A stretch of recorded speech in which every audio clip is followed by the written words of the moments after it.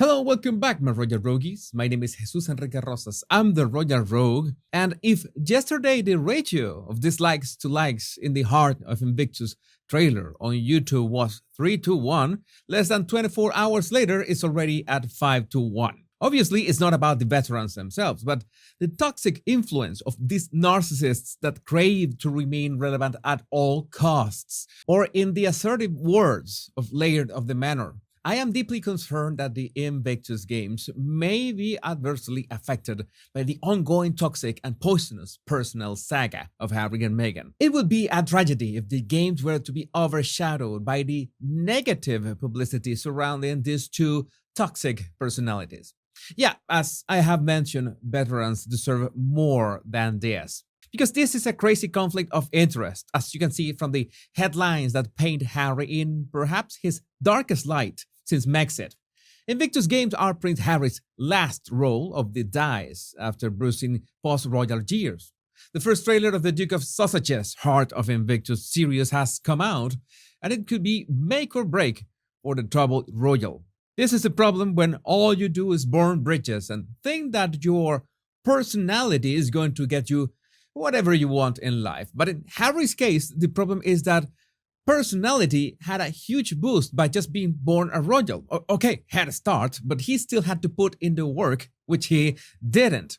But now his lovely wife is going to upstage him again at whatever made him relevant with the veterans, because the chap hasn't noticed that he's been used like an old mop. On the other hand, William's decision to not attend the Women's World Cup final keeps generating reactions among royalists. There are all kinds of opinions. I have tried to hear all sides about this, but perhaps the most common sense take that I've seen from those who defend Prince William is this one from Demetra Otton. A 22 hours flight to go watch a 2 hours match plus 22 hours to fly back. 44 hours total plus time zone change. People would be screaming carbon footprint forever. Not even the king has been to Australia yet. William is damned anyway on this, but where is people's support for the team? Now, not everyone shares this point of view, and it's understandable, especially because England has not been in a World Cup final since 1966, so this is a historic moment in this regard.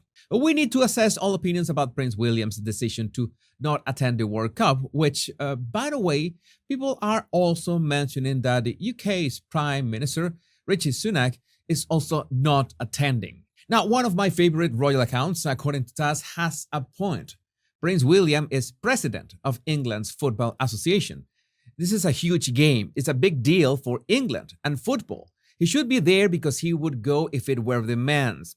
I don't appreciate being called a child or that I'm throwing a tantrum. I've spent years getting abuse from Sussex squad anti-monarchists, and I post one thing about how I think Prince William should go to the World Cup, and I get so many rude comments. It's a big game, it's a big deal, and he's president of England's Football Association. What do you think about TAS's point of view? Now, there's something that many royal commentators, as well as football fanatics, are saying about William. And this is a much more delicate topic, as you can see in headlines like this. And Wilson, I have no doubt, is if England's men had reached the World Cup final, Prince William would be there. Trying to make it look like William is just not interested because it's the women. Yeah, it looks a lot like the Daily Fail wants to pour gasoline on the flames. Where's Willie? Prince William has scored a huge own goal by failing to fly to Australia for the Lionesses World Cup final. If the men were playing, every two Bob Royal and politician would be booking their flights. And Tribes Britannia has some words about that. Prince William previously missed the Men's World Cup because of family obligations, which is why he is also not attending this one. He is on holiday with his 3 preteen children. To make things even more complicated or interesting, depending on the angle, Queen Letizia of Spain will be traveling to Australia for the Women's World Cup final, which of course has triggered the question, why is Prince William not going? But one of the best arguments to support William's decision came from Dickie Arbiter. There's a lot of media huffing and puffing as to whether Prince William should go to the World Cup in Sydney. Consider flight over 20 hours, security costs to the Australians, and the carbon footprint. He's damned if he does, and damned if he doesn't. Stay home, sir, and like the rest of us, watch it on TV. And one of the replies to Dicky caught my attention. Sarah Delore. Thanks, Dicky. Agree. Also, as an Australian, I think William is wise to avoid our hostile backwater right now. The geopolitical situation is dank, and he wouldn't be welcomed with the respect he deserves. That's something to think about. But I decided to run my own poll and ask my roguies their opinion about the Williams decision. Do you agree with Prince William's decision of not going to the World Cup final in Australia? And a solid 80% of answers support his decision, with replies that justify his actions. And I noticed a remark that repeated many times.